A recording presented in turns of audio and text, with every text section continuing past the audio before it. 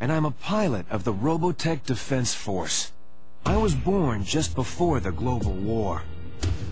My parents died soon after the war began, so I had to learn how to survive on my own.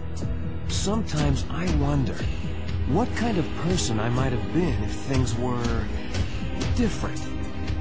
It's one of my darkest fears.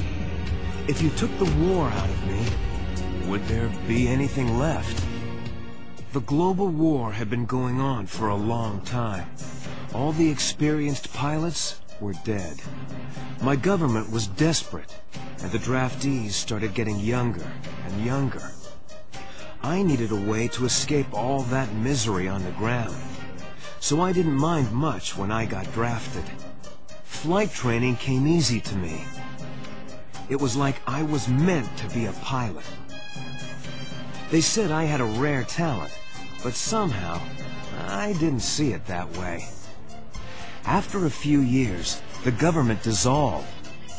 I became a mercenary, hiring out to any nation that could afford me. I didn't care, just so long as I stayed up in the clouds where I could forget about all the troubles down on Earth. The war ended in a single day. All it took was a miracle. A gigantic alien spaceship broke through hyperspace on a collision course with the Earth and crashed into a small island in the South Pacific called Macross Island.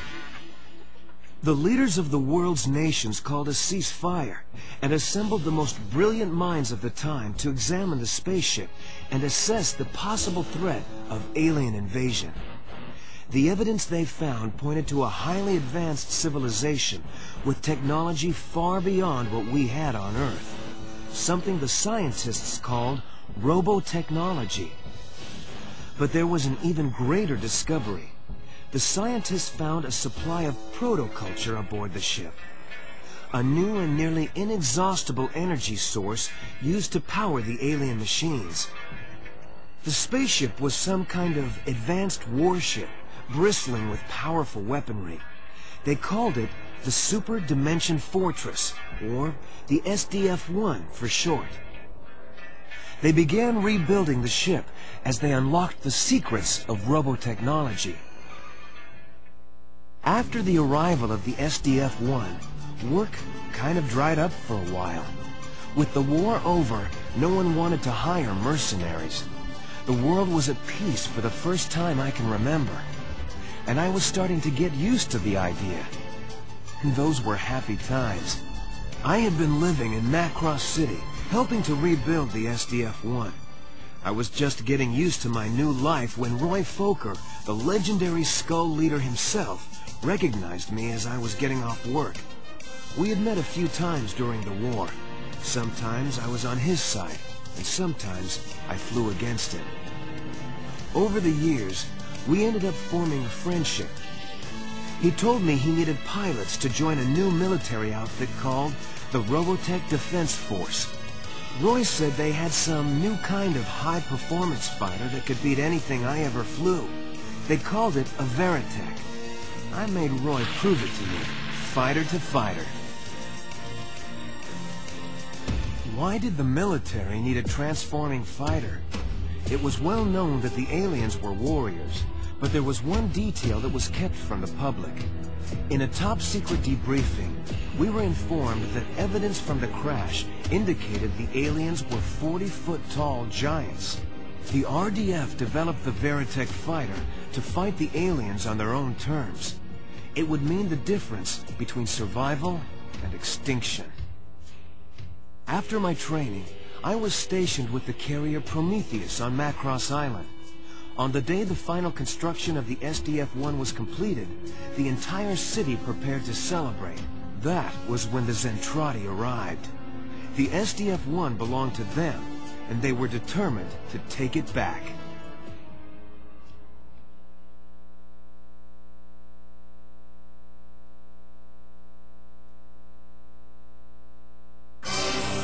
We are under attack by alien invaders in Sector 412. This is not a drill. I repeat, this is not a drill. All forces proceed in battle formation. Well, boys, you heard her. This is the real thing. Destroy all targets. We've got to cut them off. across city. I'm on my way, Roy. Wolf Squadron, move to intercept invaders at zone 428. Traffic's pretty heavy out here, so break formation. Try to keep each other covered.